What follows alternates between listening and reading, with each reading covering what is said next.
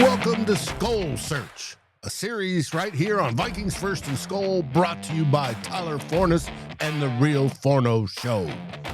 SKOL Search is all about getting you ready for the 2026 NFL Draft by diving deep into the prospects the Vikings just might target.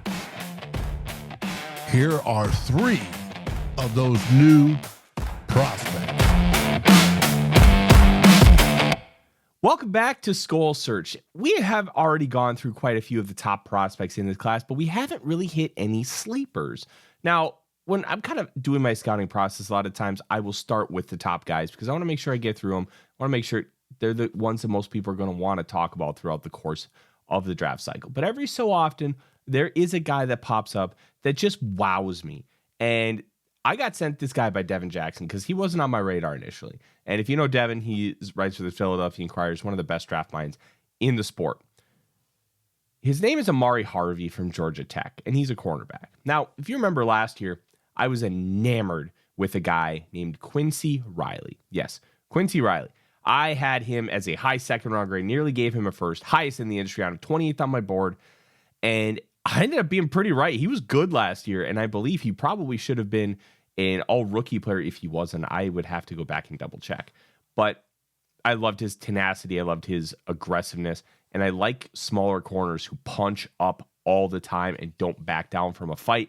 And that is kind of what Ahmari Harvey is. And taking a look at Ahmari Harvey, and I'm going to pull up some of the PFF data because, you know, I like the charting from PFF. You guys know that. I don't love the algorithmic idea of grades, but that's because I find it really hard to quantify a player's performance based on a singular number like that, especially because of how they do it, where a small number, or excuse me, a one really bad play can absolutely crater, or one really good play can absolutely spike. I just think that's not the best way to look at it. And with a guy like Harvey, he's 6 foot, 195 pounds. So he's about the same size as Quincy Riley. It would not shock me if he measuring it like something like 5'10 and a half, like Riley did. And this is just a good ass football player. So let's kind of go over some things with why I love Ahmari Harvey. And it starts with this. He's a dog. And when you watch him, he doesn't just punch. He hits, he kicks. And as I drop my wedding ring, I like to play with it. It's like a little fidgety toy, you know what I mean? Married guys, you understand. He's got every ounce of dog in him that you could ever want. He punches, he throws. There's a game against Virginia Tech where he just got in a guy's face and just threw him to the ground. And then a couple plays later, just socked him right in the face. Like, this dude has all the ounce of dog in the world that you need. He has power. He has the ability to just stand up and fight. And that tenacity is so huge when it comes to cornerback play, because half of cornerback play is mental. It's mentality focused. You want to have somebody who is going to be mentally strong, who's going to have your back, and he's going to take you out. Harvey does that in droves. I love what he brings to the table from that perspective. You are not going to get in his face and he's going to back down. He's going to come at you all the time. And having that mentality is such a big deal. I love what Harvey brings to the table, and I think he's going to be able to maximize that at the NFL level. Not only that, but it's also about some of the other elements of his game. The ability to click and close. Now, it's just tremendous what he's able to do when it comes to clicking and closing. He will diagnose a play, and then he just absolutely explodes out of the blocks to be able to go and attack the football. And he does a really good job of actually attacking the football. He had 5 pass breakups this year in his career, 4 interceptions, and 11 pass breakups on just 870 coverage snaps. Not exactly a super high amount of coverage snaps for a player coming into this class, but you know what? We ball. And I think one thing that really excites me about what Ahmari Harvey brings to the table is the fact that he just understands what's going on in front of him. And when he sees it, he attacks it. There is no second guessing. There is no, hey, I'm going to, like, he doesn't really get beat a lot when it comes to like double moves. He's just got a very high football IQ and diagnosis plays incredibly well. And that really helps with that quick and close ability because there's no hesitation. Not having that hesitation is such a big deal. Now, to pair with that, he's got really good ball skills. Now, the stats aren't there per se, but he also wasn't thrown at a ton. Just this year, Pro Football Focus, 34 targets on 255 passing reps. So not even a 15% target rate. Yeah. Harvey is the kind of guy who understands how to close space and how to stay in the hip pocket and make sure that you're not going to be able to go and get him. So the plus ball skills are really nice. He fights through the hands. And that's a really big thing when it comes to wide receiver ball skills. You need to be able to fight through the hands and knock it down because it's not just about being able to get the ball in the air. It's about being able to prevent the wide receiver from catching the football once they have a grip on it. And he does a great job of that. Now, to kind of wrap this whole thing up in a bow, one of the big things with Ahmari Harvey is he's just an aggressive football player. We talked about the fighting. We talked about the jaw jacking and the ability to, when he's engaged, he will literally just throw you to the ground. He's also a very aggressive tackler. But he's not just aggressive in the sense that he's reckless, because too often we see aggressive tacklers that are just reckless. In the NFL, there are way too many guys who will just lower their shoulder and not actually try to wrap up and drive through. I was watching Little Giants with my cousin the other night, and there's the scene where Kevin O'Shea is in his living room and his wife's holding a mattress, and he's trying to show him how to stick and drive, and then he drives it through a window. But when you stick, head up, then you have to finish and drive through. Too many guys just want to lay the lumber like it's prime Steve Atwater. Yeah, there are going to be times where you can do that. But more often than not, you need to be smart and you need to stick, wrap, and drive all the way into the ground. And Harvey does a really good job of that. I want to continue to see that from my cornerbacks. I want to continue to see that kind of growth and explosive power. To me, that's a really big deal on an overall scale. I want to continue to see that kind of ability. And quite frankly, Ahmari Harvey, good ass football player. Now, he's not perfect. This guy made the all Forno team. I'm just going to be real with you. But nobody's a perfect prospect. Not even Trevor Lawrence and Penei Sewell, my two highest graded prospects ever, were flawless. They had their warts. Now, they were very minimal, but they existed. Let's talk about a couple of those. So, when he's a mover, it gets a little segmented. Now, when I say segmented, here's kind of what I mean. When he moves laterally north and south, it's very fluid, very smooth, but it gets a little clunky when he has to go east and west. The hips are just a little bit tight, and when he has to move east and west, you can kind of tell that it's a little bit labored.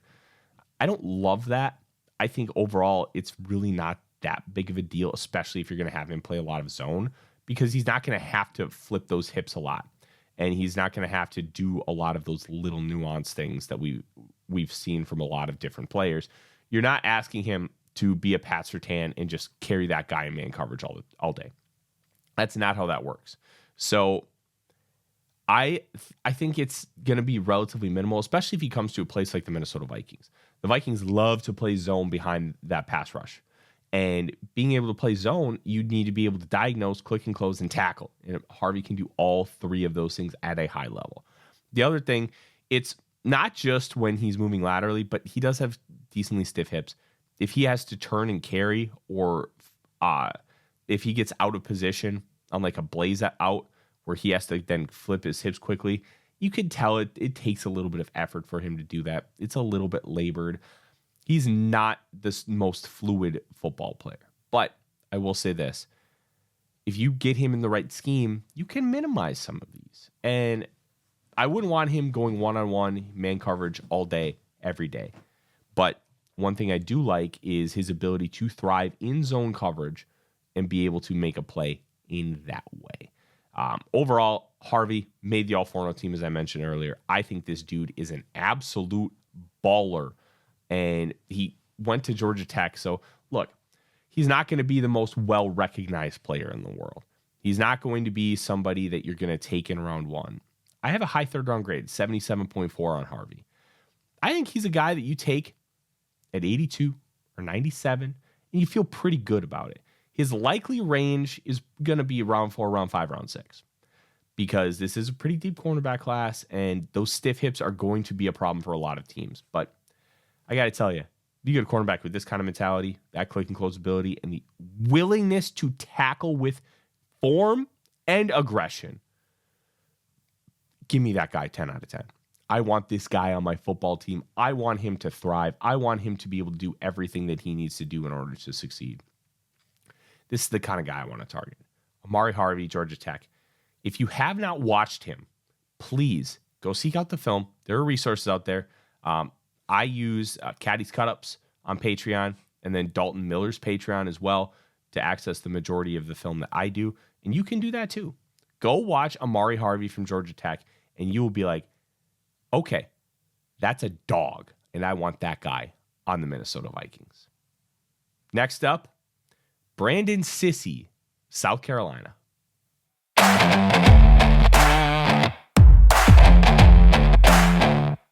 Next up on our list, we have Brandon Cisse from South Carolina. Now, when I had initially talked about Ahmari Harvey and recorded that clip, I had the pronunciation wrong, and I wasn't 100% sure how to pronounce it because this is a French-ish last name, and sometimes the pronunciations can be a little weird. So I found an NC State media guide from 2024.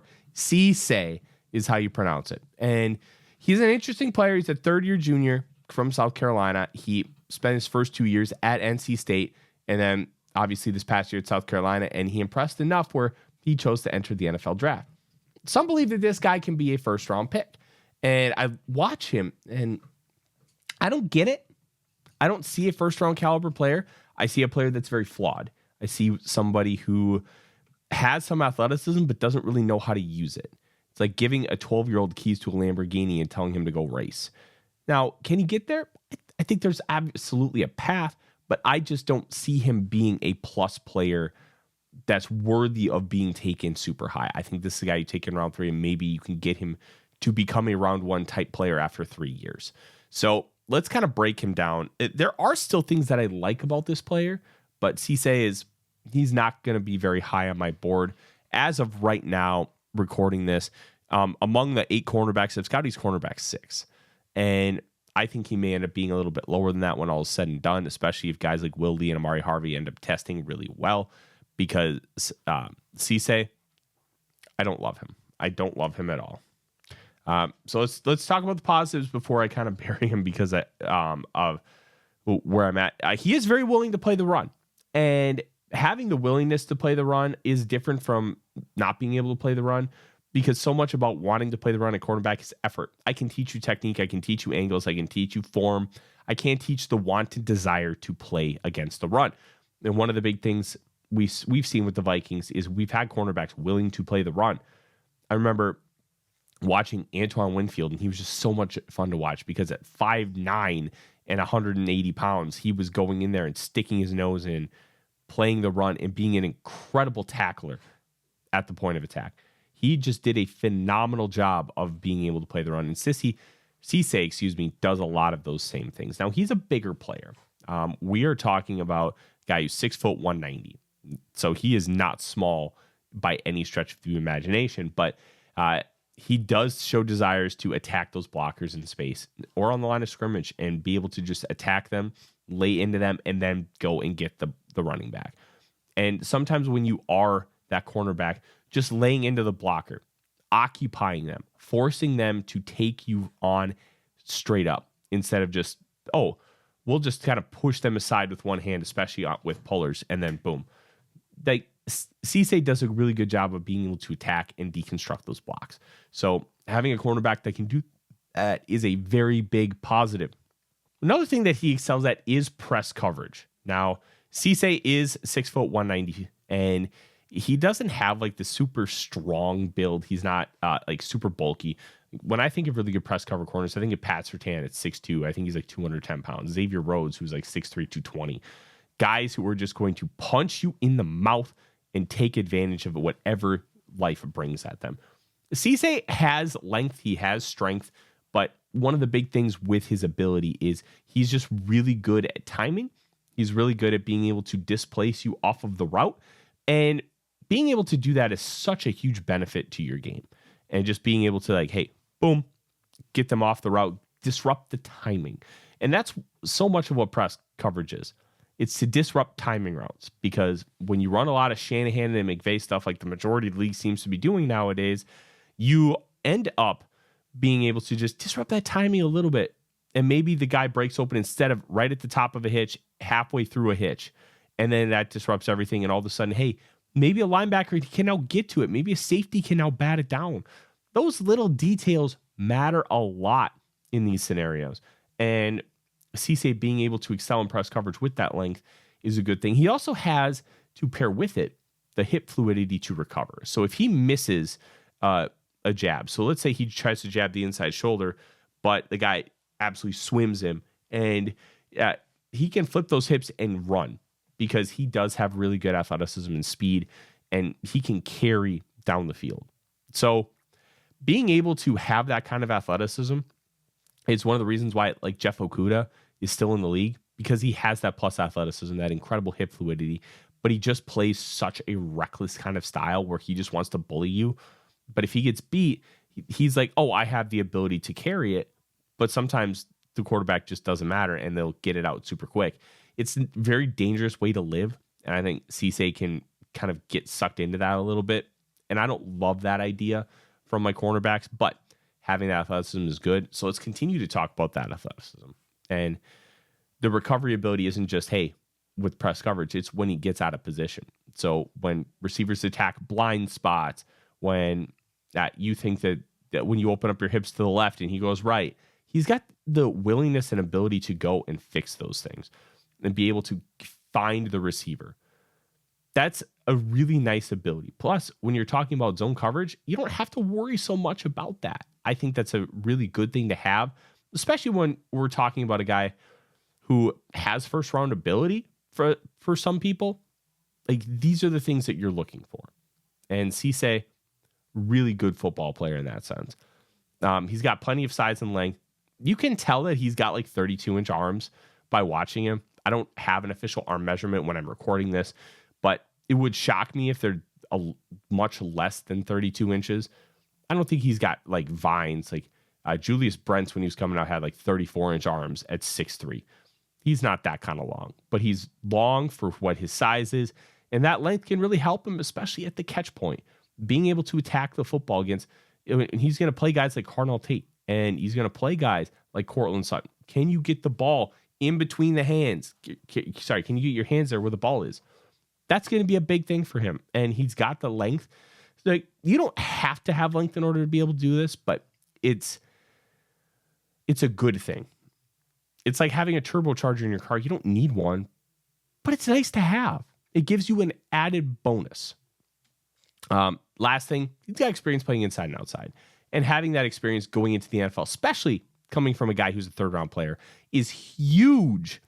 And Cisse is going to be able to maximize that to the fullest. Now, when it comes to starting to play in the NFL, where should he go?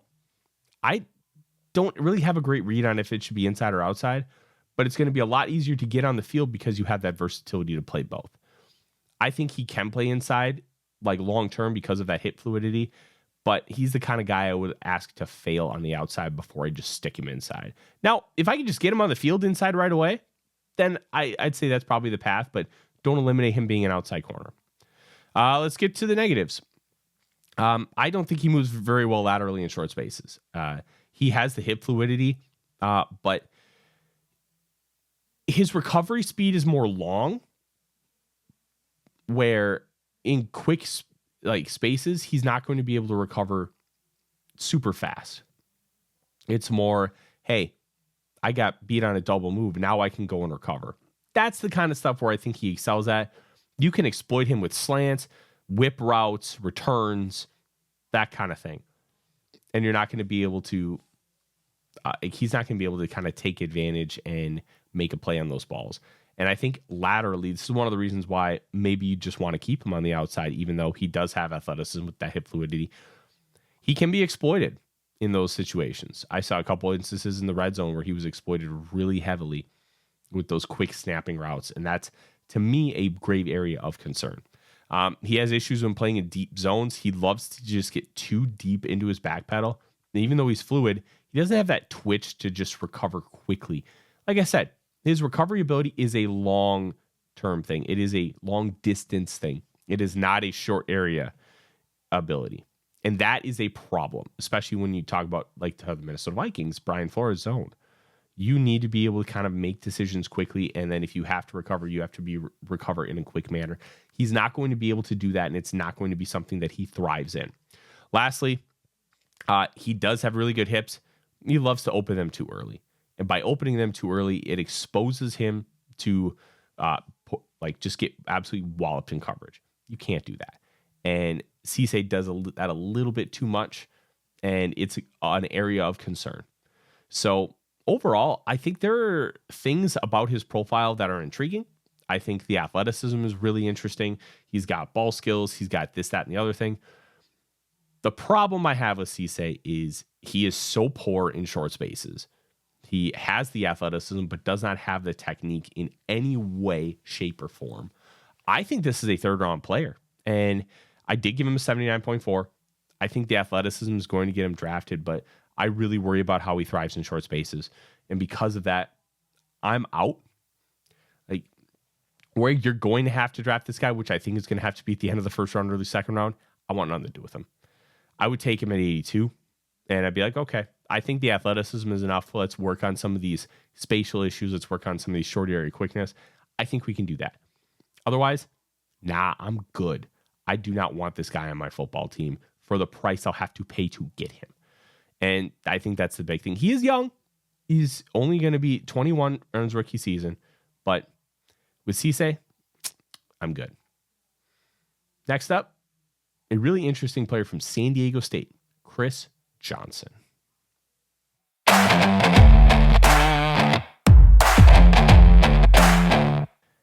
Last cornerback here of this episode of SKOL Search, it is Chris Johnson from San Diego State. But before we get there, I just want to remind everybody, please like, subscribe, ring the bell for those notifications to make sure that you get all of our videos, including every episode of The Real Forno Show and Two Old Bloggers, right away. And as a reminder to all those who aren't members, you get early access to these SKOL Search episodes by at least 12 hours. All you have to do is become a paid member of the channel. Helps support us, and even just like subscribing and ringing the bell, commenting, those things all help, but they're free. We know how tight money is these days. So if you can't support us monetarily, doing the little things makes a huge difference as well. Now, let's have a conversation about another cornerback who I like, and that is Chris Johnson from San Diego State. A very interesting player when you look at him. 6 foot 195. We have a lot of 6 foot cornerbacks, and I'm very interested to see when these guys actually measure up at the combine, how tall they are. Chris Johnson actually did the Senior Bowl, so he might actually have updated measurements. Let me take a look as we do that live, because I want to see Chris Johnson, a flat 6 foot, 6'002", 190 pounds. What do you think, Marzipan? Is that a good size?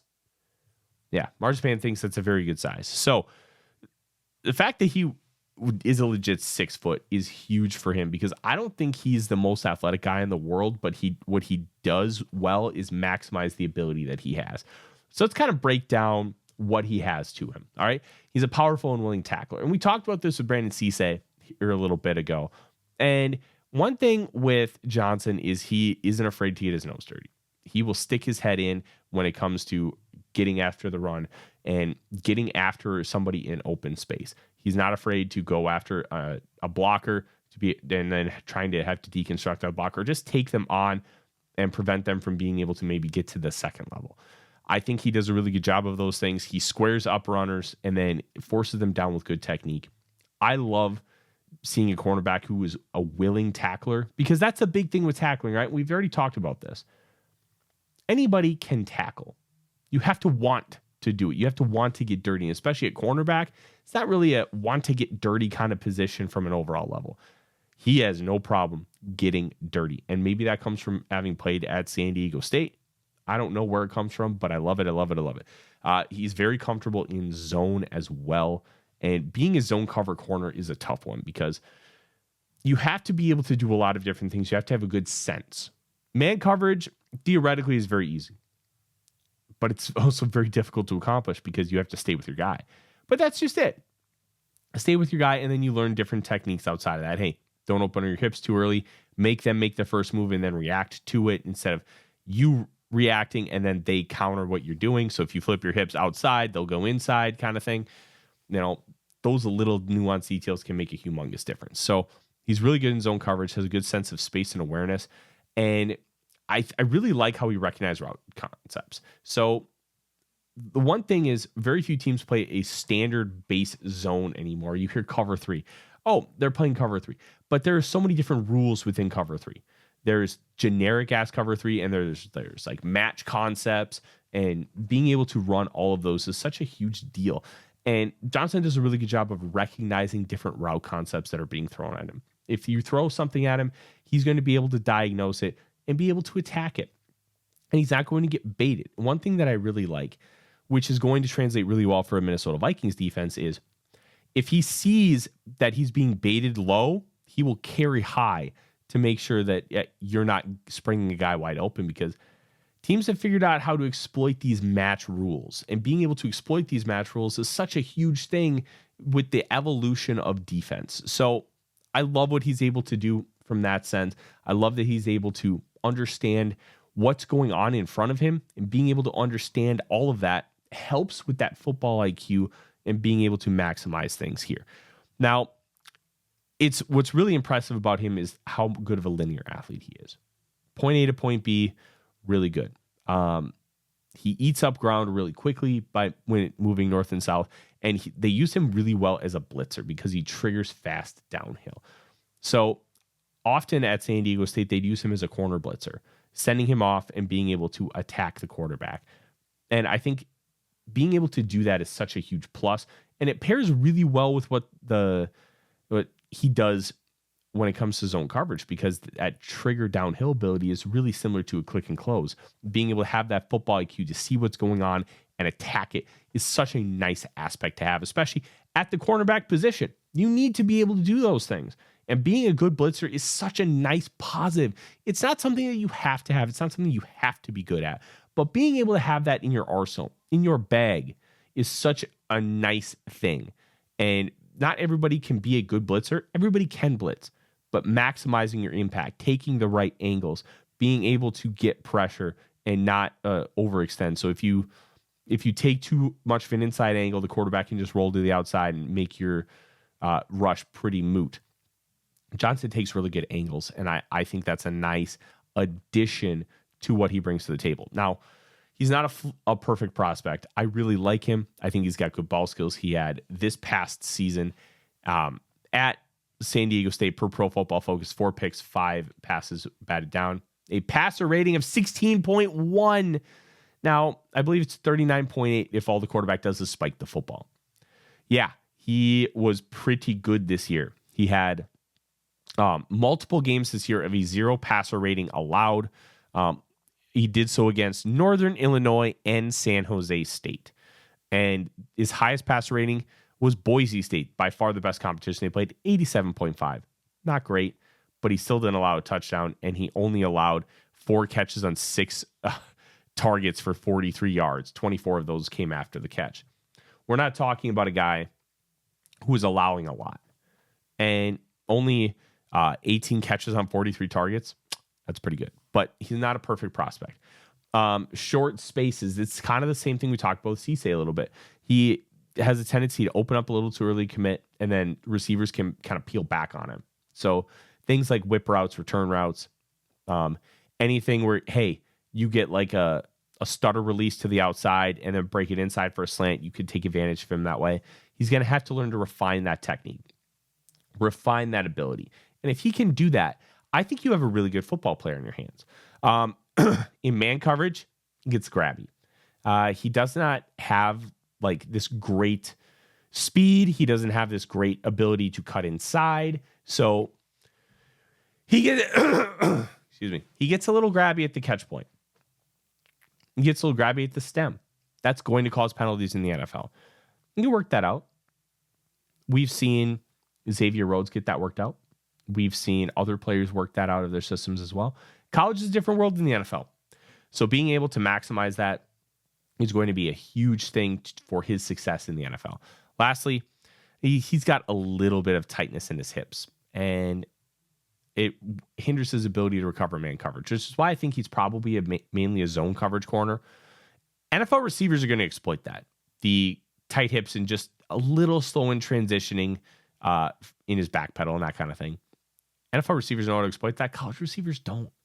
So I think that's going to be a hindrance for him in the NFL, which is fine. Like, you get him in zone, I think you're going to be okay. I gave him just the same grade again, Cisse, 79.4. I think he's a good football player. I think if you want to take this guy in round 2, I feel a little more comfortable with that than Cisse. But he's probably a round 3 guy. And I think there's a lot of ability to work with him. He had almost 2,000 snaps in college at San Diego State. And he's going to be a little bit younger. He's going to be 22 on draft day, a young 22. I believe his birthday is in April. So little things make a difference here. And I think with Johnson, you're going to be able to do a lot of different things with him, but it's mainly going to be from his zone angle. And there's nothing wrong with that.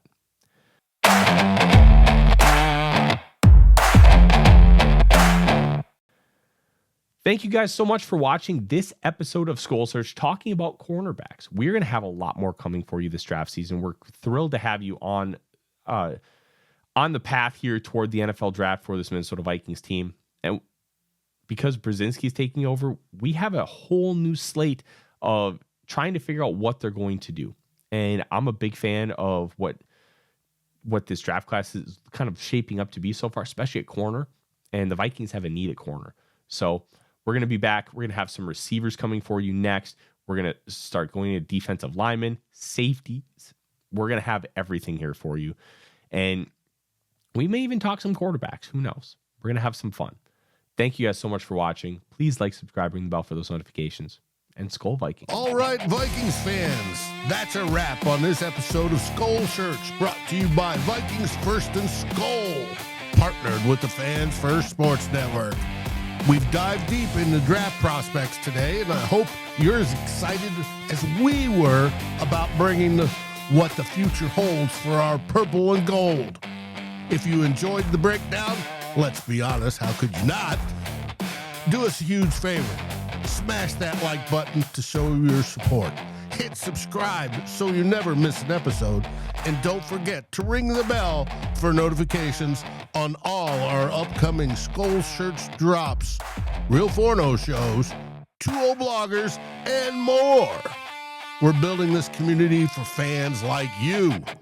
Join the conversation in the comments, share with your fellow SKOL Nation members, and let's keep the momentum going into the off season.